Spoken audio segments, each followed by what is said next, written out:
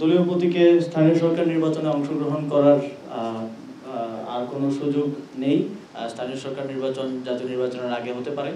আপনারা জানেন চলমান সংস্কার, বৃহৎ যে সংস্কার কর্মসূচি তার অংশ হিসেবেই এই সংস্কারটা হয়েছে এবং আমরা স্থানীয় সরকার বিভাগের প্রতি, স্থানীয় সরকার মন্ত্রণালয়ের প্রতি কমিশনের যে বাকি প্রস্তাবগুলো আছে সেগুলো নিয়েও কাজ করছি। সে বিষয়েও আপনারা আপডেট পাবেন। আমরা সেগুলো সংস্কার বিষয়ে কাজ করছি।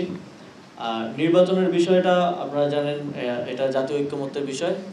রাজনৈতিক দলগুলোর ঐক্যমত্য এবং হলে এই বিষয়ে স্থানীয় সরকার নির্বাচন জাতীয় নির্বাচনের আগে হতে পারে। এই বিষয়টা সম্পূর্ণই রাজনৈতিক দলগুলো সহ সরকারের একটা ঐক্যমত্যে আসার বিষয়। বসুন্ধরা টিস্যু, অশুদ্ধতার বিরুদ্ধে এক বিন্দুও ছাড় নয়। 16 ক ধারা এবং ইউনিয়ন পরিষদ আইন 2015 এর 19 ক ধারা, যেই ধারাগুলোর মাধ্যমে দলীয় প্রতীকে নির্বাচনের সিদ্ধান্ত হয়েছিল সেই ধারাগুলো আজকে বিলুপ্ত করার প্রস্তাব উত্থাপন করা হয়েছিল এবং সেটা উপদেষ্টা পরিষদে অনুমোদন করা হয়েছে। ফলে দলীয় প্রতীকে স্থানীয় সরকার নির্বাচনে অংশগ্রহণ করার আর কোনো সুযোগ নেই।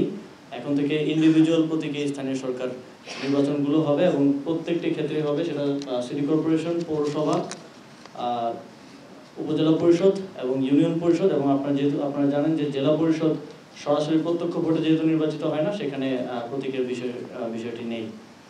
তো এক্ষেত্রে আমরা দেখেছি যে বিগত সময়ে এই যে সরকারি দলের মার্কা পাওয়ার যে একটা বিশেষ সুবিধা কিংবা এই দলীয় প্রতীক বা এই জিনিসটাকে কেন্দ্র করে অনেক হানাহানি স্থানীয় সরকার নির্বাচনকে কেন্দ্র করে হয়েছে এবং অনেক জায়গায় মার্কার ভোটে অনেকে জিতে এসেছে কিংবা গায়ের জোরে জিতে এসেছে। এখন আমরা প্রত্যাশা করছি যে এর মাধ্যমে স্থানীয় সরকারে আমাদের একটা ইতিবাচক পরিবর্তন আসবে এবং স্থানীয় সরকার নির্বাচন যখনই হোক যোগ্য প্রার্থীরা তাদের নিজেদের মেরিটের মাধ্যমে জিতে আসতে পারবে।